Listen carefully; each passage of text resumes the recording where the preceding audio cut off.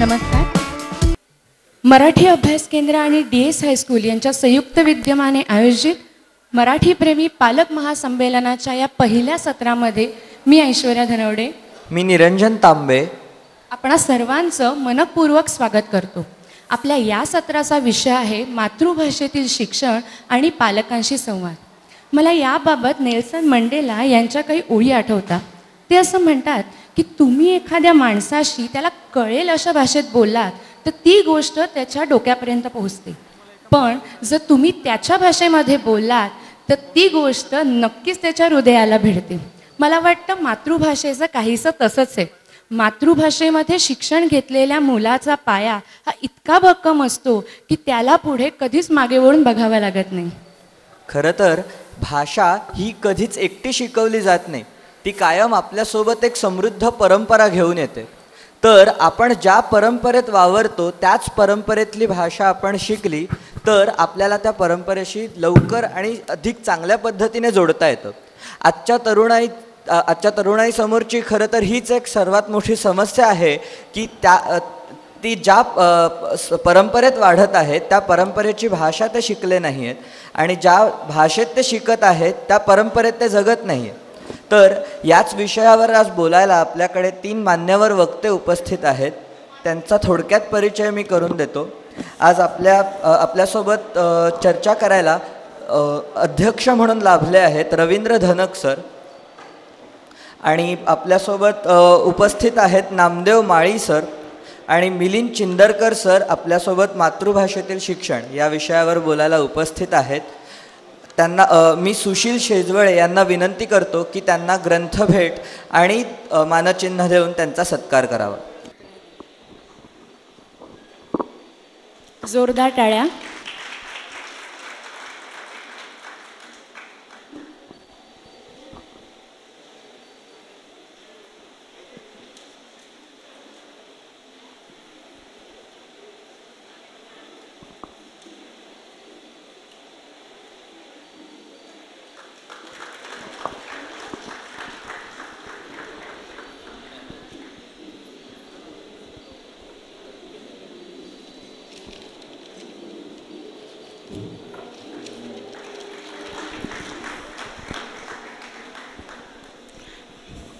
धन्यवाद सर. मगाशी माझा मित्र जसं म्हणाला तसं एक उदाहरण मला द्यावंसं वाटतं. आपण लहानपणापासून जय जय महाराष्ट्र माझा, गरजा महाराष्ट्र माझा, रेवा वरदा कृष्ण कोयना भद्रा गोदावरी असं म्हणतो. म्हणजे आपल्याला या नद्या माहिती आहे, आपल्याला हे वेगळं सांगायची गरज नाही. किंवा आपल्याला हे गाणं माहिती आहे की ऐरणीच्या देवा तुला ठिणगी ठिणगी वाहू दे. ऐरण भली आपण कधी बघितली नसेल, पण ते काय असतं हे आपल्याला माहिती. पण जेव्हा मूल म्हणतं ट्विंकल ट्विंकल लिटिल स्टार, तेव्हा त्या उच्चारापासून त्याच्या अर्थापासून सगळ्या गोष्टी आपल्याला त्याला सांगाव्या लागतात. खरं तर हीच गोष्ट आहे, हीच ताकद आहे आपल्या मातृभाषेमध्ये शिक्षण घेण्याची की आपला पाय इतका लहानपणापासून पक्का होतो की वयाच्या कुठल्याही टप्प्यामध्ये आपल्याला लक्षात येतं की आपण जे लहानपणी शिकलो आहे ते आता आपल्याला कामाला येते. तर मी माझ्या मित्राला विनंती करते की आपले जे पहिले वक्ते आहेत नामदेव माळी सर, त्यांचा त्यांनी परिचय करून द्यावा. नामदेव माळी सरांचा परिचय करून देण्याची जबाबदारी माझ्यावर आहे. खरं तर नामदेव माळी सरांचा परिचय म्हणजे आम्हाला जेव्हा आला तेव्हा आम्हाला वाटलं की अरे यातनं काय निवडावं आणि काय, कारण त्यांचं कार्य किती मोठं आहे हे आपल्याला त्याचा अंदाज येऊ शकेल. त्यांच्या शैक्षणिक ग्रंथाला महाराष्ट्र शासनाचा कर्मवीर भाऊराव पाटील हा सर्वोत्कृष्ट शैक्षणिक ग्रंथाचा पुरस्कार मिळाला आहे. त्यांच्या छावणी या कादंबरीला सूर्यकांता देवी रामचंद्रजी पोटे चॅरिटेबल ट्रस्ट अमरावतीचा आणि साहित्य सभा दक्षिण महाराष्ट्र साहित्य सभा कोल्हापूरचा सर्वोत्कृष्ट कादंबरी हा पुरस्कार मिळाला आहे. त्यानंतर त्यांच्या खरड छाटणी या कादंबरीला दया भोसले वाचनालय पंढरपूर आणि अनंत फंदी पुरस्कार संगमनेर हा मिळालेला आहे. आणि असं हे सर्वांगीण व्यक्तिमत्व आज आपल्याला इथे मार्गदर्शन करायला उपस्थित आहे. त्याबद्दल खरंच आपण सर्वजण भाग्यवान आहोत. मी आता फार वेळ न दवडता त्यांना मंचावर आमंत्रित करतो त्यांचं मनोगत व्यक्त करायला. नमस्कार. नमस्कार. हां, बरं वाटलं. मला वाटलं मुंबईतले लोक नमस्कार करत नाहीत काय. मित्रहो, मी सुरुवातीलाच विना सानेकर आणि त्यांच्या सहकाऱ्यांचं आभार व्यक्त करतो. सर्व सन्माननीय. खरं तर मातृभाषेतूनच का शिकायचं, मातृभाषेतूनच का शिकायचं याच्यावरती सकाळपासून खूप चर्चा होते आहे. तो मुद्दा मी वगळून पुढे जातो आहे. पण मातृभाषेतून शिकायचं हे ज्यावेळी पक्का असतं त्यावेळेला दुसऱ्या भाषेतून पण का शिकायचं नाही हे पण आपलं नक्की व्हायला पाहिजे. दुसरी भाषा का का आकर्षण असतं दुसऱ्या भाषेचं, तर नेहमी वरच्याची भाषा किंवा सत्तेनं वरती असतो त्याच्या भाषेचं आकर्षण असतं. म्हणजे मराठी माध्यमाचे, मराठी मातृभाषा असलेल्या लोकांना इंग्रजी माध्यमाचं आकर्षण वाटतं आहे. तर आदिवासी भागामध्ये तुम्ही गेलात तर आदिवासी भाषा बोलणारे लोक असतात, त्यांना मराठी शिकावं असं वाटतं. म्हणजे कुठंतरी श्रेष्ठ कनिष्ठ अशी एक भावना मनामध्ये रुजलेली असते आणि इंग्रजीमध्ये बोलला म्हणजे ते काहीतरी खूप चांगलं आहे असं वाटण्याची शक्यता असते. याचीही चर्चा झालं की आपल्याला इंग्रजी शिकायचं आहे की इंग्रजी माध्यमातून शिकायचं आहे. खरं तर हा गोंधळ झाल्यामुळं बऱ्याच वेळेला इंग्रजी माध्यमात मुलं घातली जातात. जर इंग्रजीत चांगलं असेल तर इंग्रजीतून शिकणं काही अवघड नाही, इंग्रजी माध्यमातून विषय शिकणं अवघड नाही. म्हणून इंग्रजी चांगलं व्हावं किंवा एकच भाषा अशा नाही तर मुलाला एकापेक्षा अनेक भाषा याव्यात. इंग्रजीच काय, मग ते जर्मन पण यावी भाषा, त्याला फ्रान्सची भाषा पण त्याला यावी. म्हणजे इतर भाषा शिकण्याबद्दल काही नाही, पण शिकणं जे आहे, जे विषय शिकणं आहे किंवा वेगळ्या कन्सेप्ट समजून घेणं आहे ते मराठी किंवा आपली जी मातृभाषा आहे त्याच्यामधून व्हायला हवं. तर भाषा आपली चांगली असेल तर गणित विषय पण चांगला होतो किंवा इतर विषयही चांगले होतात. समजा मला काय म्हणायचं आहे, प्रश्न काय आहे हेच कळलं नाही, मातृभाषेतून ज्या वेळेला एखादा प्रश्न विचारला जातो त्यावेळी ते चटकन आकलन होतं. पण समजा इंग्रजी माध्यमातून मूल शिकत असेल तर त्याला मग त्या इंग्रजीचा मराठीमध्ये अनुवाद करून सांगावा लागतो.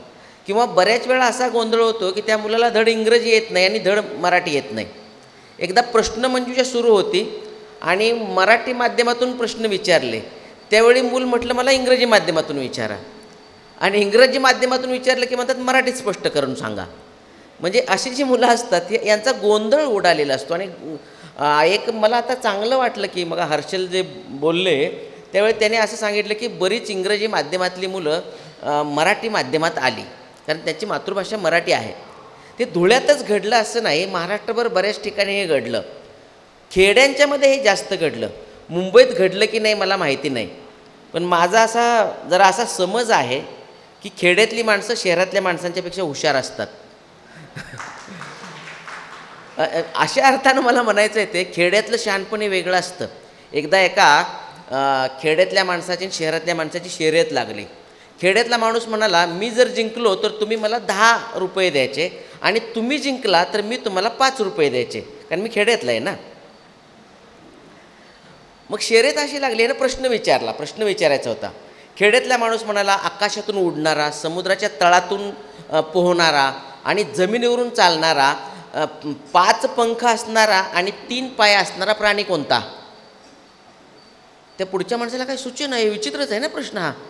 तो म्हटला नाही मला काय आहेत प्रश्नाचं, मी नाही सांगू शकत. ते 10 रुपये दे म्हटला. 10 रुपये घेतले आणि तो म्हणाला की नाही आता हाच प्रश्न मी तुला विचारतोय.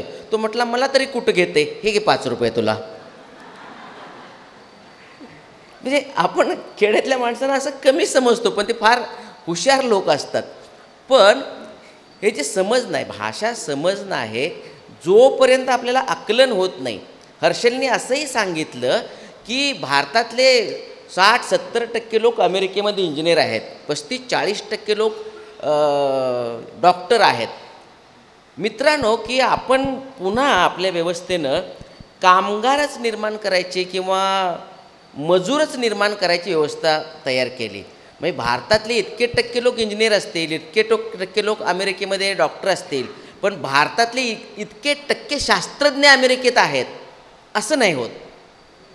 कारण आपण मुलाला विचार करायला शिकवत नाही, चर्चा करायला शिकवत नाही, मत मांडायला शिकवत नाही.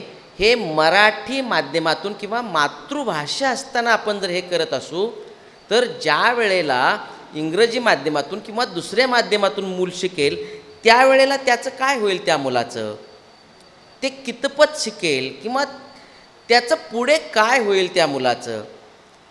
मी बऱ्याच वर्षापासून मी सांगली शहरामध्ये राहतो. तिथं काही इंग्रजी माध्यमाच्या नावाजलेल्या म्हणजे काही लोकांच्यामध्ये नावाजलेल्या शाळा आहेत. मला प्रश्न पडतो, इंग्रजी माध्यमातून किंवा दुसऱ्या माध्यमातून मुलांना का शिकवायला लागतं याचं उत्तरच मला कळलेलं नाही. म्हणजे कोणाला माहिती असेल तर नंतर ज्यावेळी काही प्रश्नोत्तर होतील आपल्यापैकी कोणी सांगायला हरकत नाही, का इंग्रजी माध्यमात मुलं घालतो आपण. मग ज्ञान भाषा आहे म्हणून घालतो. बरं, असं काही सिद्धांत किंवा असं काही चर्चा किंवा असं काही संशोधन आहे का की इंग्रजी माध्यमातून शिकलेली मुलं, इतकी मुलं शास्त्रज्ञ झालेली आहेत, इतकी मुलं मोठ्या पदावर पोचलेले आहेत, इतकी मुलं IAS अधिकारी झालेले आहेत, म्हणजे इंग्रजी माध्यमातून किंवा वेगळ्या माध्यमातून, माझी मातृभाषा सोडून वेगळ्या माध्यमातून मुलं शिकली म्हणून काही वेगळं घडलेलं आहे.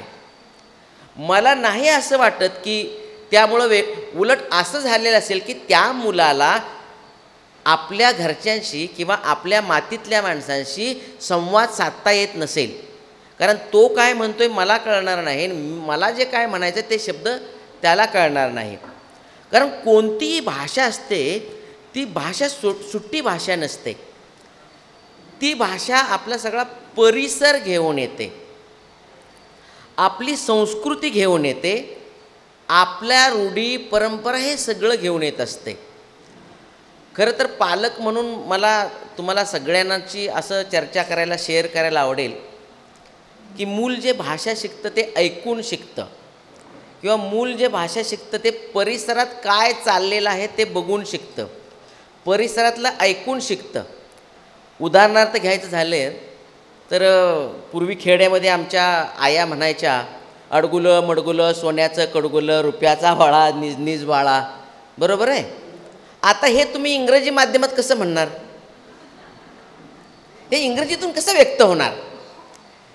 इंग्रजी ज्या मुलाला आई इंग्रजीत शाळेत घालते ती मुलाला ॲपल म्हणते, सफरचंद म्हण नको, ॲपल. मग तेवढा एक दोन शब्द इंग्रजीत बोलायला होते त्या मुलाला. त्या मुलाशी जे मूल जन्माला आलेलं आहे आणि त्यात बोलायला शिकणार आहे त्याच्याशी आई संवाद कशी साधणार? म्हणजे असं काय नसतं की आई मूल मोठं झाल्यावर संवाद साधते. मूल जन्माला आल्यापासून किंवा जन्माला येण्यापूर्वीपासून आईचा त्या मुलाशी संवाद होत असतो.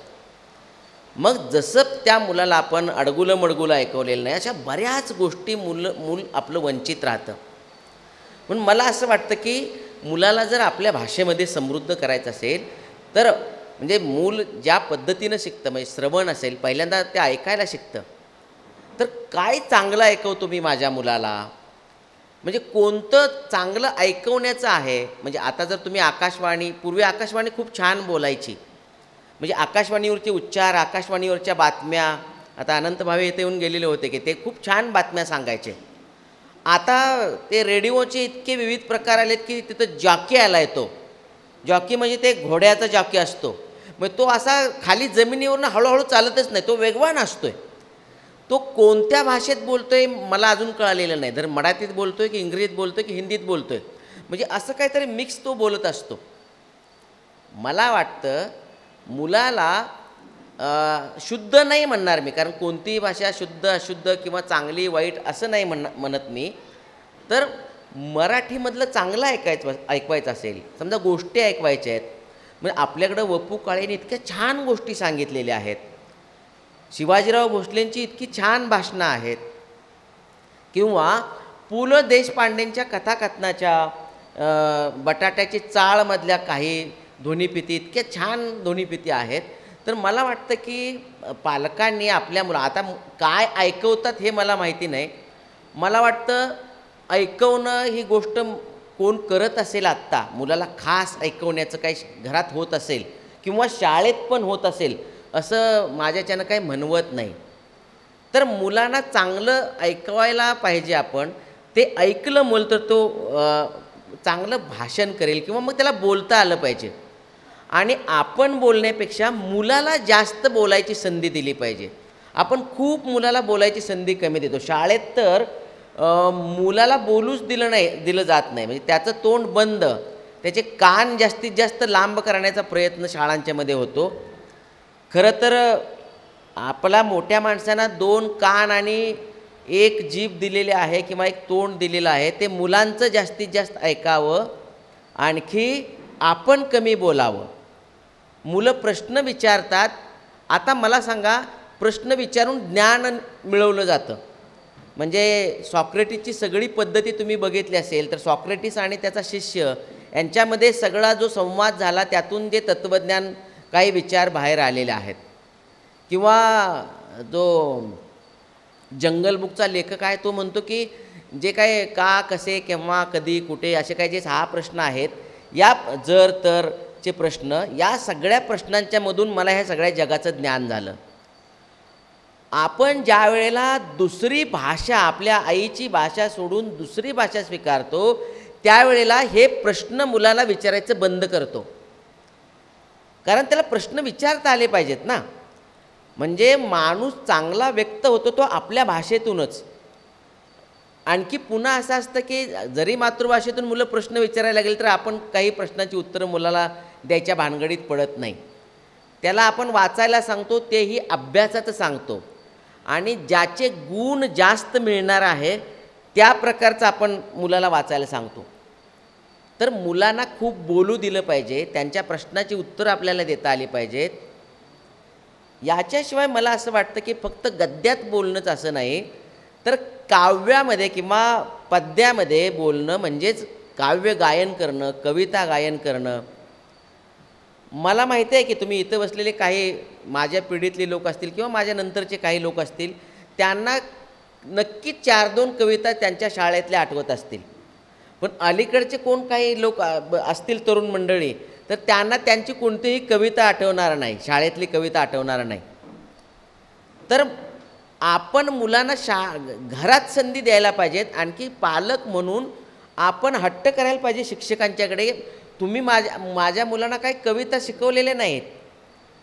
आपला असा गैरसमज असतो की शिकवणं म्हणजे धडा शिकवणं, शिकवणं म्हणजे कविता शिकवणं, आणि हे शिकवणं म्हणजे त्याच्या खालच्या प्रश्नांची उत्तरं देता येणं. आपला त्या प्रश्नांच्यावरती फार जीव असतो आणि त्या प्रश्नाला किती मार्क्स पडले त्याच्यावर परत खूप जास्त जीव असतो. आणि प्रश्न काय असतात आपले?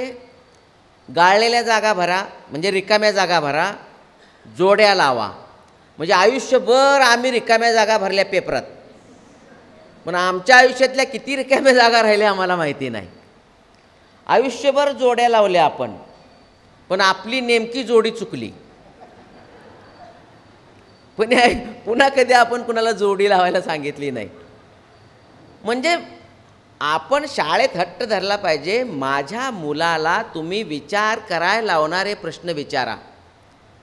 शिवाजी महाराजांचा जन्म कधी झाला, कोणत्या वर्षी झाला हे महत्त्वाचं नाही, तर ते जन्मलेलं वर्ष कोणतं होतं, पुढचा काय असा सामाजिक काळ होता, समाजामधली काय परिस्थिती होती, राजकीय परिस्थिती काय होती की त्यांना वाटलं की स्वराज्याची स्थापना करावी. हा विचार करायला लावणारं मूल निर्माण करायचं असेल तर माणूस हा विचार आपल्या भाषेत करतो. ज्यावेळी मी तुमच्याशी बोलतो आहे त्यावेळेला माझ्या मनामध्ये काहीतरी घडतं आहे. म्हणजे आपल्या मेंदूमध्ये एक भाषेचं केंद्र आहे. म्हणजे मराठी भाषा किंवा देवनागरीमध्ये काही 5-50 अक्षर असतील, ध्वनी असतील, काही स्वरचिन्ह असतील, एवढ्या जोरावरती मी लाखो वाक्य तयार करतो.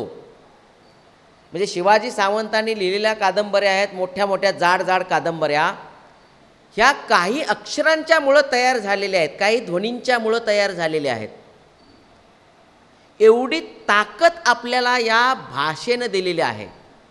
आणि मराठी भाषेची ताकद तर खूप आहे, खूप ताकद आहे.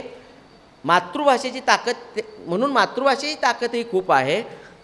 तर मुलाला बोलू देऊया, त्याला विचार करायला शिकणं हे त्यातलं खूप महत्त्वाची गोष्ट मला वाटते.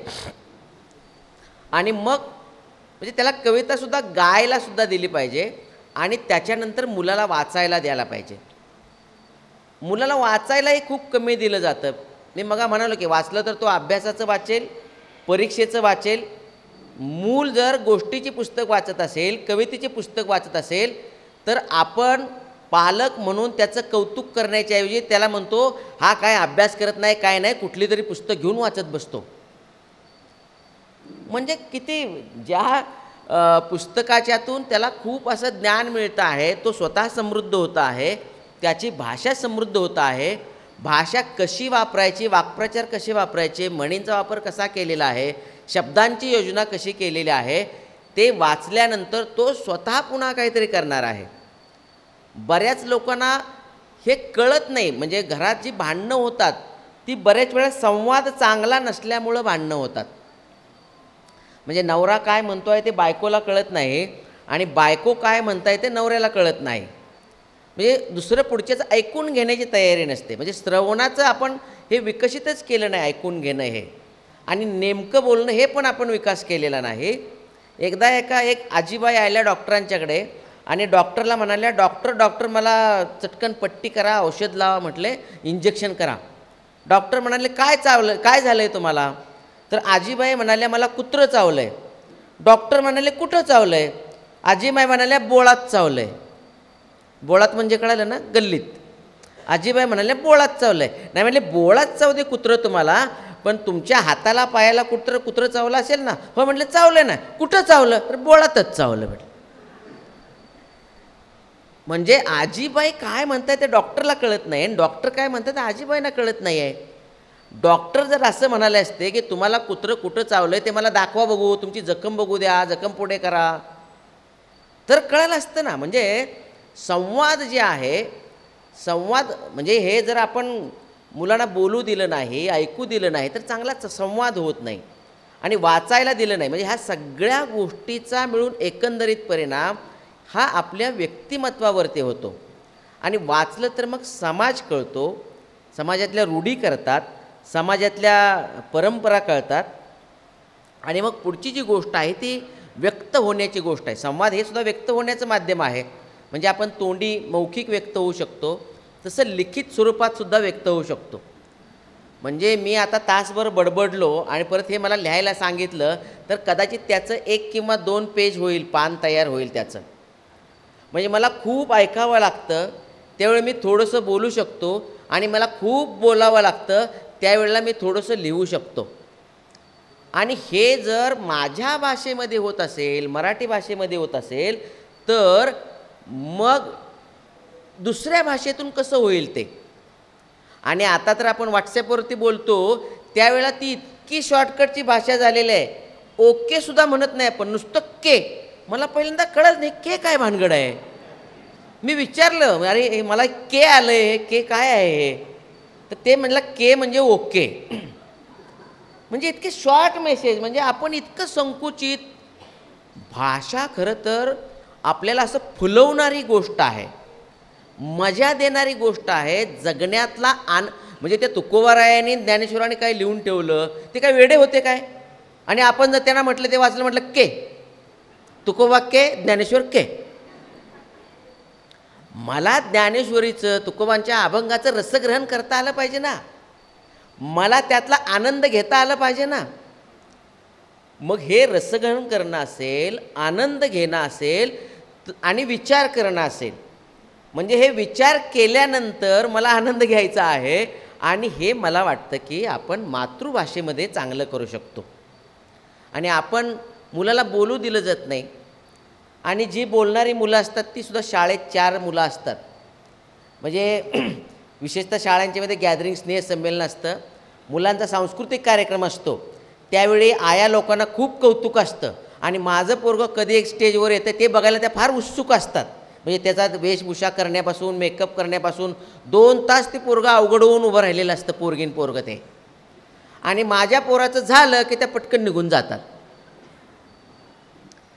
पण त्यामध्ये सुद्धा स्वतःची अभिव्यक्ती किती असते, ते रेकॉर्डच असतात. मुलाचं फारसं काही नसतं त्याच्यामध्ये. मुलांनी भाषणं केली तर भाषण कुणाचं असतं? ते भाषणात पहिला नंबर आला, शाळेत आला, केंद्रात आला, आणि कुठंतरी वार्डमध्ये आला, महानगरपालिकेत पहिला नंबर आला. भाषण माझी आई असतं. भाषण लिहिलेलं कुणी असतं? लिहिलेलं कुणी असतं भाषण ते मुलाचं? एक तर त्याच्या आईनं लिहिलेलं असतं. आता त्याचीच आई सांगणार होय माझी आई कशी आहे ते? नाहीतर गुरुजींनी लिहिलेलं असतं. माझी आई हे भाषण मी महाराष्ट्रभर भाषणं ऐकलीत मुलांची, शिक्षकांची. माझी आई भाषण करताना 3-4 ओळी हमखास त्यात असतात. पहिलीच ओळ असते, स्वामी तिन्ही जगाचा. त्यानंतर साने गुरुजींचा नंबर लागतो, आई माझा गुरु, आई कल्पतरू. आणि मग मागच्या अभ्यासक्रमामध्ये 10वीला फमू शिंदे यांची आई नावाची कविता होती, म्हणून मग त्यांचा नंबर लागला. आणि मग आई म्हणजे काय असतं, मग ती वासराची गाय, लंगड्याचा पाय, बरंच काय काय. आता मला सांगा, ही कुणाची आई आहे? ही आई कुणाची? साने गुरुजींची आई माझी म्हणून कसं काय सांगता तुम्ही? उद्या बापावर निबंध लिहायला सांगितलं तर? म्हणजे मूल अभिव्यक्त होत नाही मित्रांनो. मुलाच्या वतीनं गुरुजी अभिव्यक्त झाले म्हणजे पुजाऱ्यानं पूजा घातल्यासारखं आहे. वडिलांचं श्राद्ध घालायचं आणि पुजाऱ्यानं वर पाठवायचं. ते मुलाला व्यक्त हो म्हणून बोलता येत नाही लोकांना. परत कोण काय म्हणते कळत नाही आहे. आणि ह्या म्हणून आपण मुलांना खूप निबंधामध्ये सुद्धा तसंच आहे. एकदा अनिल चाचर नावाचे एक शिक्षक भेटले मला. इथं फलटणजवळ निरा गाव आहे, लोणंद निरा, तिथं ते काम करतात. मित्रांनो, आता आपल्याला आपल्या भाषेचं पडलं आहे, आपल्या शिक्षणाचं पडलं आहे. काही समाज असे आहेत की ते अजून शाळेतच आलेले नाहीत, त्यामुळे कोणत्या भाषेत शिकायचं त्यांचा प्रश्नच नाही. शाळेतच आले. पारधी समाज आहे, डोंबारी समाज आहे. तर या अनिल चाचरनी 27 डोंबाऱ्याची मुलं शाळेत आणली, पारध्यांच्या 3 मुली शाळेत आणल्या. ते आता 11वीला शिकतायत मुली. असं मोठं काम केलं त्या मित्रांना माझ्या. आणि मग शाळेमध्ये निबंध दिला, माझे बाबा, माझे वडील. बाकीच्या मुलांनी नवनीत, म्हणजे आपली भाषा आपण शिकतो आहे तो नवनीतवाल्याचा फायदा करतो आहे आपण. नवनीतवाल्याचं घर चालवण्यासाठी सगळा विभाग आहे आपला. कारण त्या मुलांनी बाकीच्या निबंध लिहिला तो कुठल्या तरी गाईडमधला बघून निबंध लिहिला. आणि अनिल चाचर यांच्या मुलानं खराखुरा निबंध लिहिला की माझे बाबा शाळेत शिक्षक आहेत, माझे बाबा गरीब मुलांसाठी काम करतात, माझे बाबांनी डोंबाऱ्याची इतकी मुलं. तर 10 पैकी 10 गुण मिळाले गाईडमधला पाठ केलेल्या निबंधाला, आणि याला पडले 2-3 गुण. ही आपली पेपर परीक्षा पद्धती आहे. आणि याकडे आई वडिलांचंही लक्ष नाही. आई वडिलांनी बघायला पाहिजे माझ्या आपण निबंध काय लिहिला नाही बघत, माझ्या मुलाला गुण किती मिळाले बघतो. किती गुण मिळाले महत्त्वाचं नाही मित्रांनो, तर त्याला काय वाटतंय ते महत्त्वाचं आहे. बाहेरच्या देशातली गोष्ट आहे. बाईने निबंध दिला, म्हणजे आपल्याकडेही असा निबंध दिला जातो, तू मोठा झाल्यावर काय होणार. यशवंतराव चव्हाण जे आहेत त्याला यशवंत लहानपणी म्हणत असतील, आणखी काय म्हणत असतील. यशवंतराव चव्हाण याने लिहिलेलं होतं, मी मोठा झाल्यावर यशवंतराव होणार. मोठा झाल्यावर मी यशवंतराव होणार, म्हणजे मी नामदेव माझं नाव आहे. मला काही आठवत नाही की नामदेव असं पूर्ण 4 अक्षरी कोण बोललं होतं मी लहान असताना. बघा, म्हणाले काय म्हणत असतील, लगेच बोलले हे मला काय म्हणत असतील ते. मग असंच यशवंतरावांना काहीतरी म्हणत असतील, म्हणून यशवंतराव त्यांना आतलं अभिव्यक्त झाले. ते त्यांना आतून वाटत होतं की मी मोठा झाल्यावर मला सगळ्यांनी यशवंतराव म्हणावं. ही बाहेरच्या देशातली गोष्ट आहे की त्या मुलानं लिहिलं की मी मोठा झाल्यावर स्टड फार्मचा मालक होणार. त्या बाई म्हणल्या काय भिकाऱ्यासारखी स्वप्न बघतो स्टड. कोणी पंतप्रधान लिहिलं, कोणी डॉक्टर लिहिलं, कोणी इंजिनियर लिहिलं, कोणी शास्त्रज्ञ लिहिलं, आणि यानं लिहिलं मी स्टड फार्मचा मालक होणार. काय भिकार स्वप्न आहे. निबंध फाडला त्याचा. निबंध फाडला त्याचा. मूल रडत रडत रडत घरी गेलं. त्याच्या बाबाने बघितलं, बाईने निबंध फाडलाय, त्याने सांगितलं. त्यानं का लिहिला होता निबंध तसा? कारण त्याचे बाबा स्टड फार्ममध्ये कामाला होते, रोजगार करत होते, मजुरी करत होते. आणि त्या स्टड फार्मचा मालक असा ITत येत होता. ते मूल रोज बघत होतं आणि त्याला वाटत होतं की मी मोठा झाल्यावर स्टड फार्मचा मालक होणार आहे. बाप म्हणाला मुलाला, त्या बाईने तुझा निबंध फाडला असला, बाईने तुझ्या निबंधाला 0 गुण दिलेले असले तरी तुझा निबंध फाडू नकोस. काही वर्षानंतर बाई शाळेच्या मुलांची क्षेत्रभेट घेऊन स्टड फार्मवरती गेल्या. त्यावेळी बाईंना वाकून मुलांनी नमस्कार केला आणि बाईंना त्यांचा तो निबंध आणून दाखवला. हा तुमचा फाडलेला निबंध बाई. माझा निबंध फाडला, माझं स्वप्न तुम्ही पुसलं, दुसऱ्या मुलांची स्वप्न अशी पुसू नका. माझ्या सांगण्याचा हेतू असा होता, मूल स्वतःच्या भाषेमध्ये व्यक्त होतं, त्याला जे त्याचा परिसर, त्याच्या रूढी परंपरा सण सगळं त्याच्या भाषेमध्ये आलेलं असतं. जर त्यानं दुसऱ्या भाषेत निबंध लिहायचा आहे तर दुसऱ्या भाषेतलं पाठ करावं लागेल, त्याला दुसऱ्या भाषेतलं त्याला लिहावं लागेल. आणि बऱ्याच वेळेला हे सेमी इंग्रजीमध्येच भानगड काहीतरी आलेलं आहे. सेमी म्हणजे मला काय कळत नाही, म्हणजे अर्ध मराठी आणि अर्ध इंग्रजी काय म्हणजे सेमी. एक सेमी इंग्लिशला एक आई आपल्या मुलाला म्हणतो ते डू आ डू आ डू आ डू आ काय? डू आ म्हणजे आकर, डू आ आकर. म्हणजे हे आपल्या घरात इंग्रजी बोललं जात नाही, रोज घरात काही नाही. कशासाठी? म्हणजे कसं आहे, ती चांगली वाटते इंग्रजी किंवा दुसरी भाषा चांगली वाटते म्हणून आणायची का आपण? माझी आई जरा काळी बेंद्री आहे, जरा ठेंगणी आहे, तिला साडी व्यवस्थित नेसता येत नाही, म्हणून दुसरी आई आणा म्हणून सांगावं का बापाला मी? आई तर मातृभाषा म्हणतोय मित्रांनो आपण तिला. ती आई आहे आपली, जशी ही मातृभूमी आहे, म्हणजे म्हणून तिला मातृभाषा म्हटलेलं आहे. नुसती आई बोलते म्हणून नाही आहे. म्हणजे आईची जागा ती भाषा घेते आहे. आई जेवढं आपलं पालन पोषण करते आहे तेवढंच त्या भाषेतून त्याला सगळं जग समजतं आहे. मॅगझिन मावशीने त्याच्यावर खूप काम केलेलं आहे. म्हणजे आपल्या भाषेतले वाक्प्रचार असतील, आपल्या भाषेतल्या म्हणी असतील, म्हणजे नुसतं भाषेमध्ये समजा आपल्या लागणे आहे, लागणे हे क्रियापद आहे. लागणे म्हणजे काय काय होतं? म्हणजे मला भूत लागलं आणि मला झोप लागली, किंवा माझा डोळा लागला, मला दगड लागला. किती किती किती क्रिया वेगळे दिसताना लागणे हे एक क्रियापद दिसतं, पण त्याचे किती अर्थ वेगळे निघत जातात. पडणे निवडणुकीत पण पडतो माणूस आणि ठेच लागून पण पडतो, पण 2 पडण्यामध्ये वेगळं आहे. आता इंग्रजीमध्ये पडणे असं म्हणत नसतील ना, निवडणुकीत पडला असं नाहीत म्हणत, ते मराठीतच म्हणतात निवडणुकीत पडला. मला वाटत नाही इंग्लंडमधला माणूस निवडणुकीत पडत असेल, त्यांचं काहीतरी वेगळं असणार आहे. किंवा मी म्हणालो माझा जीव भांड्यात पडला, आता हे इंग्रजीत कसं म्हणायचं? की माझ्या नाकी 9 आलेत, आता इंग्रजीत कसं म्हणायचं? म्हणून दाखवा मला. म्हणजे हे जे सगळं तयार होतं याच्या पाठीमागं काहीतरी आपली माती आहे किंवा मातीचा गुण आहे, आणि हे सगळं त्याच्याबरोबर येत असतं. म्हणून मला वाटतं की आपलं जे सगळं सत्व आहे ती आपली भाषा घेऊन येते.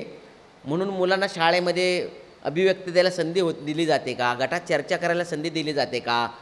प्रत्येक मुलाला नेतृत्व करायला संधी दिली जाते का? या सगळ्या गोष्टी पालकांनी बघायला पाहिजेत. आणखी माझं एक म्हणणं असं आहे की हा जो भाषेचा प्रश्न आहे, मातृभाषेचा, हा खेड्यामध्ये फारसा नाही. मग जसं सांगितलं तुम्हाला तसं की खेड्यातल्या माणसांना लगेच कळलं की माझ्या मुलाला इंग्लिश माध्यमात घातलं म्हणजे भांडी घासणाऱ्या बाईलासुद्धा वाटतं, मजुरी करणाऱ्या बाईलासुद्धा वाटतं, शेतात काम करणाऱ्या बाईलासुद्धा वाटतं की माझं मूल इंग्रजी माध्यमाच्या शाळेत जायला पाहिजे. पण त्यांना लगेच कळतं की याला इंग्रजी पण येत नाही, मराठी पण येत नाही, ते चटकन काढून परत मराठी माध्यमाच्या शाळेत घालतात.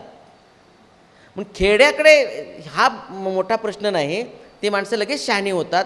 माझ्यामध्ये हा प्रश्न शहरामध्ये जास्त आहे. तर शहरामध्ये हे जास्त व्हायला पाहिजे आणि खेड्यामध्ये पण प्रॉब्लेम आहे, नाही असं नाही. तर ह्या प्रॉब्लेमची तीव्रता आहे खेड्यापेक्षा शहरात जास्त आहे आणि खेड्यामधली भाषा अजून फार बिघडलेली नाही, ती बिघडण्याच्या मार्गावर आहे. तर ही भाषा स्वतःची भाषा आहे, स्वतःच्या भाषेमधलं शिकणं आहे, या सगळ्या गोष्टी व्हायला हव्यात. त्याच्यासाठी मग आपण काही आपल्या ज्या रूढी परंपरा असतील किंवा काही सण उत्सव असतील ते पण आपण साजरे करायला पाहिजेत, की त्याच्या निमित्तानं आपल्याला ती भाषा परत अनुभवता येते. परत त्या साधा एक बैलगाडी जरी नष्ट झाली समजा, तर बैलगाडीच्या अनुषंगानं येणारे जे शब्द आहेत, म्हणजे चाक असेल, जू असेल, बावकाड असेल, धाव असेल, हे एक बैलगाड्यातले ते शब्द आपल्या भाषेतून निघून जातात मित्रांनो. मग आपल्या भाषेतून असे काही भाकरी समजा नष्ट झाली. आता तुम्ही शहरात भाकरी करता की नाही मला माहिती नाही, म्हणजे कदाचित चपाती करत असतात, पुलके करत असाल, आणखी काय तर ती बर्गर वगैरे असलं काय तर आणून खात असाल, पण भाकरी गेली तर किती शब्द जातील. म्हणजे भाषेचा अशा अंगानं सुद्धा आपल्याला विचार करायला पाहिजेत. आणि भाषेचं वैभव टिकवायचं असेल, म्हणजे आपली मराठी ही खूप वैभवशाली आहेच, पण ती तशीच टिकवायची असेल तर आपल्याला आपल्या बोली भाषासुद्धा आपल्यात घ्यायला पाहिजेत. बोली भाषेतले काही चांगल्या गोष्टी, चांगले शब्द आपल्यात घ्यायला पाहिजे. याच्याशिवाय दुसऱ्या भाषेतलं सुद्धा, म्हणजे इंग्रजी भाषेतले शब्दसुद्धा आपण आपले म्हणून स्वीकारायला पाहिजेत. म्हणजे असं नाही की मी इंग्रजीचा द्वेष करतो आहे किंवा दुसऱ्या कुठल्या भाषेचा द्वेष करतो आहे. म्हणजे कोणतीही भाषा कमी दर्जाची आहे, कमी महत्त्वाची असं नाही, दुसरी भाषा शिकू नये असं नाही. तर मला माझ्या भाषेतून जास्त मला आनंद मिळतो आहे, चांगला संवाद साधता आहे आणि मी चांगलं जगू शकतो आहे. म्हणून मला माझ्या भाषेचा अभिमान वाटणं, माझी भाषा जगवणं, माझी भाषा टिकवणं, या गोष्टी महत्त्वाच्या वाटतात. एकंदरीत वेळेचा विचार करता मी खूपच बोललो असं वाटतं. मला जे वाटलं ते मी मांडणी केली. आम्ही काही प्रयोग केले की मुलांनी लिहावं म्हणून, मुलांनी वाचावं म्हणून. मित्रांनो, मुलं लिहित नाहीत आता. म्हणजे मी मिरज तालुक्यामध्ये गट शिक्षणाधिकारी म्हणून काम करत असताना आम्ही विद्यार्थ्यांची 4 साहित्य संमेलनं घेतली. म्हणजे भाषा कशी टिकवतो आम्ही, आणि विद्यार्थ्यांच्या साहित्य संमेलनामध्ये सगळं विद्यार्थ्यांनीच केलं. सूत्रसंचलन विद्यार्थ्यांनी केलं, अध्यक्ष संमेलनाचा विद्यार्थी होता, कवी संमेलनाचा अध्यक्ष विद्यार्थी होता, पाहुण्यांची मुलाखत विद्यार्थ्यांनी घेतली. आता जे अनंत भावे आले होते असे लेखक आम्ही विद्यार्थ्यांच्या समोर ठेवले. अनंत भावेसुद्धा माझ्याकडे 2-3 वेळा येऊन गेलेले आहेत. यांनी मुलांना कविता कशा लिहायचं शिकवलं. आणि मुलांचा आम्ही कविता संग्रह काढला, शाळकरी मुलांच्या कविता. त्यानंतर मुलांचं एक पुस्तक काढलं आम्ही गोष्टींचं, किलबिल गोष्टी. हे मुखपृष्ठ आहे, मुलांनी काढलेलं मुखपृष्ठ आहे. आज जी चित्र आहे त्यातली मुलांनी काढलेली चित्र आहेत. मुलांच्या गोष्टीचं पुस्तक काढलं. या गोष्टी लिहिणाऱ्या मुलामध्ये पारध्याचं मुलं आहे. एक उत्तर प्रदेशातली एक मुलगी आहे, तिनं तिची गोष्ट लिहिलेली आहे, त्यांनी त्यांच्या भाषेत लिहिलेलं आहे. आम्ही असा हट्ट नाही केला पारध्याच्या मुलाला की तू मराठीत लिह. त्यानं 3रीला शिकतंय मूल, शाळाबाह्य असलेलं मूल गुरुजींनी शाळेत आणलेलं आहे, वयानुसार त्याला दाखत केलेलं आहे. त्या मुलानं पारध्याच्या भाषेमध्ये गोष्ट लिहिली. बाईंनी आम्हाला समजावं म्हणून त्याचा भावानुवाद केला. एक अंध मुलगा आहे, म्हणजे पारध्याचं मूल म्हणत आहे, आम्ही रोज भीक मागायला जायचो, आम्ही आमच्या घरी शिकार करायला जायचे. आता बाईंनी आम्हाला शाळेत आणलं, शाळेमध्ये आम्हाला दुपारचा भात खायला मिळतो.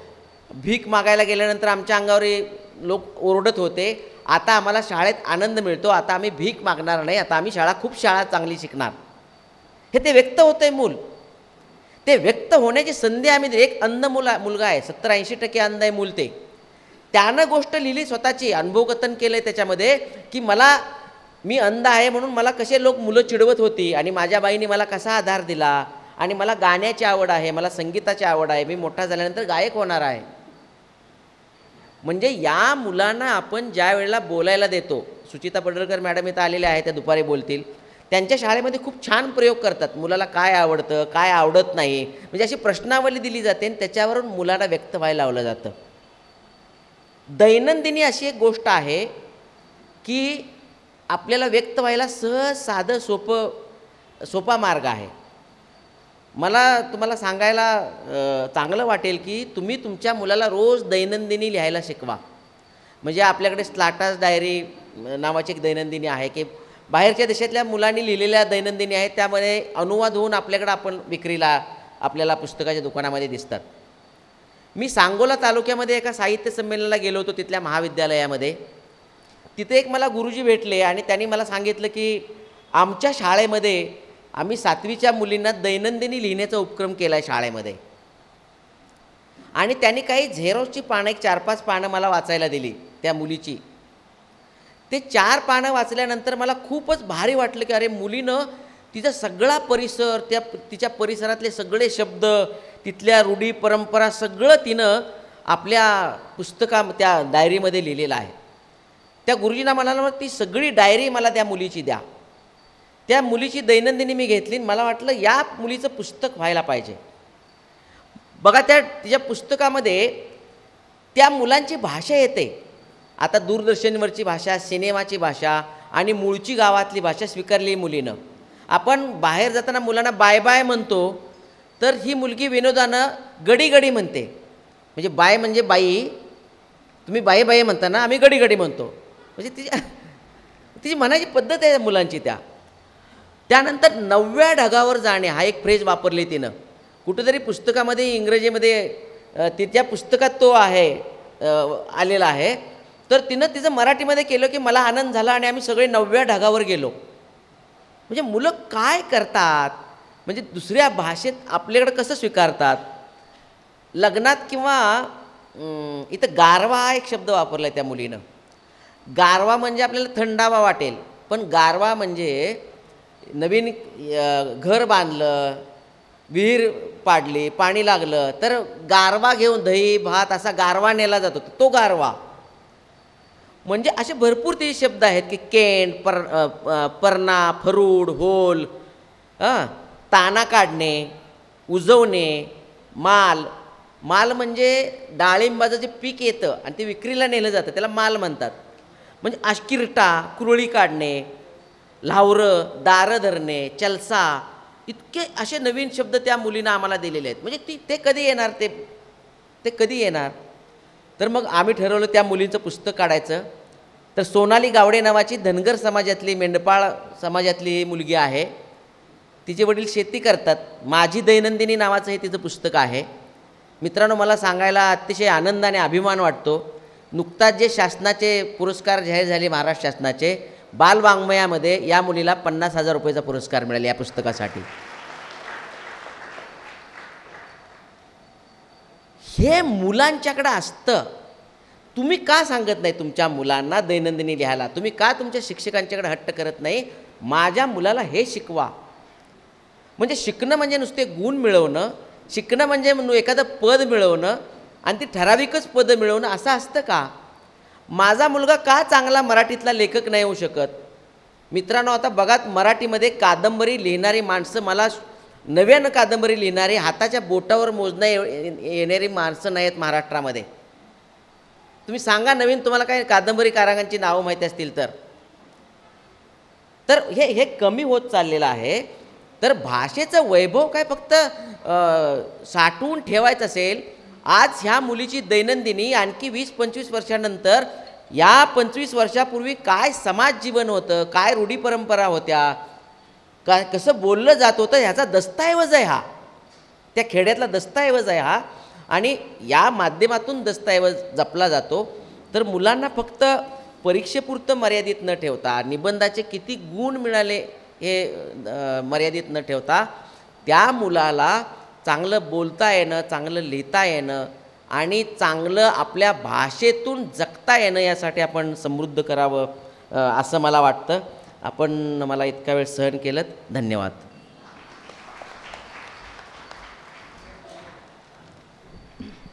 धन्यवाद सर.